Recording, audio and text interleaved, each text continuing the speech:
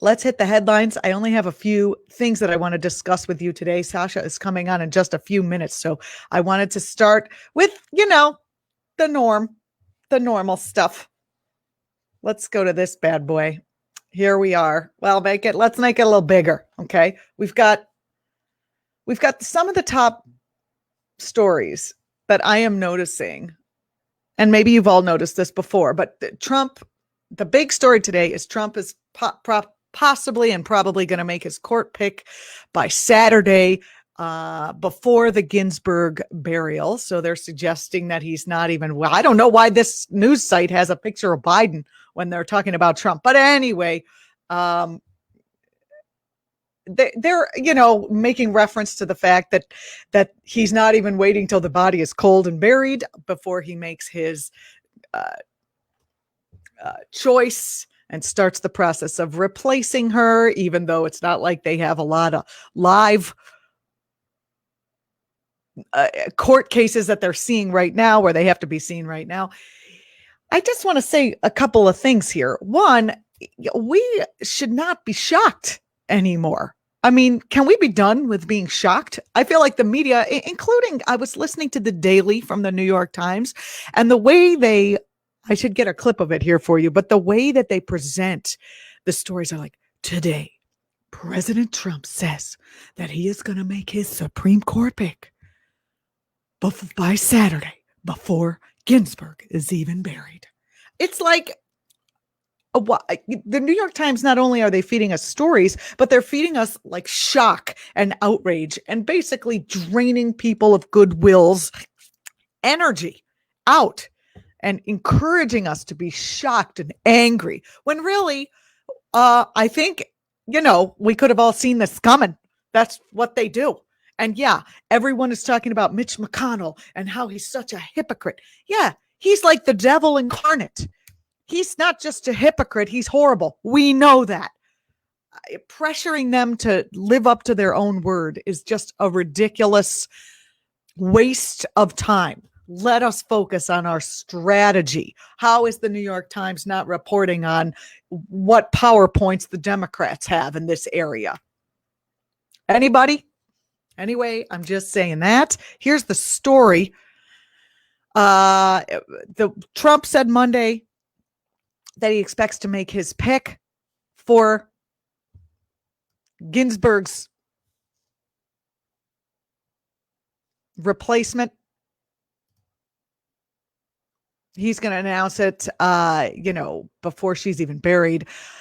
Oh, he might actually even pick and announce her on the day she's being buried, which would, of course, be a genius move by a genius PR TV reality show president, because if he does that, the news will, instead of focusing on the tributes to Ginsburg and allowing the language of love and possibility and everything that she stood for, equal rights, to be blanketing our airwaves over the weekend, everyone will be talking about Trump, and whoever it's going to be, this nominee that we can just anticipate will have significant conservative leanings, and we'll be talking about her instead of possibly allowing, even for a moment, the language of inclusion, of justice, of fairness that Ginsburg stood for,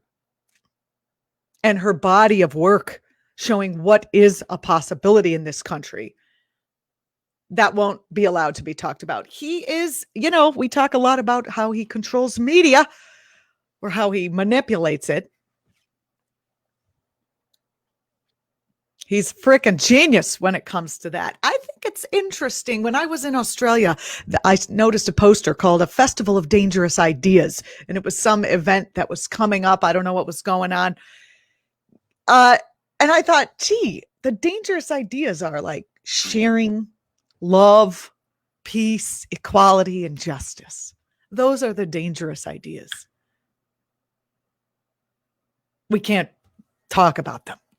It would be a sin to discuss those things. Democrats, led by presidential nominee Joe Biden, are protesting the Republicans' rush to replace Ginsburg, of course, saying voters should speak first on election day, November 3rd, and the winner of the White House should fill the vacancy. Yeah, should. And Obama should have been able to get Merrick Garland in. This has all been said. But anyway, Trump on Fox and Friends said he had a list of 5 finalists, probably 4, he said, even scaring those finalists. And he said the choice will likely be a woman because tokenism. How do they not like what? When did they start caring about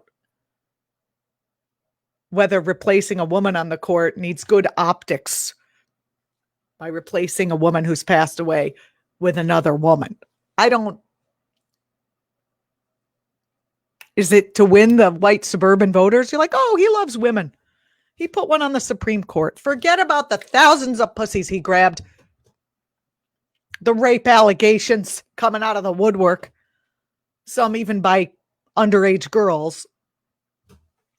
Hey, he put a woman on the Supreme Court. Well, there already was a woman on the Supreme Court. And if it's a woman who's bought out by the patriarchy, it doesn't really matter if she has a vagina. That's beside the point.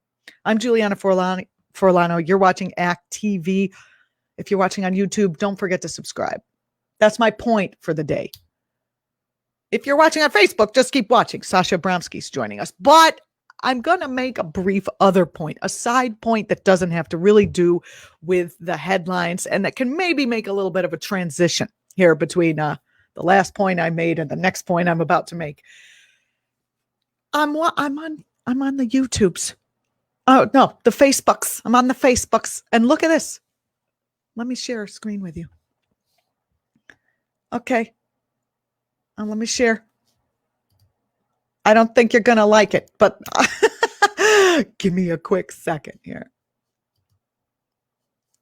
Here's what I saw on a Facebook stream, and I don't mean to bust on, and we all know there's a lot of idiocy on Facebook. Here is a picture from a friend of mine, sunset in rustic Dyer, Indiana, halfway across the continent from the fires in California.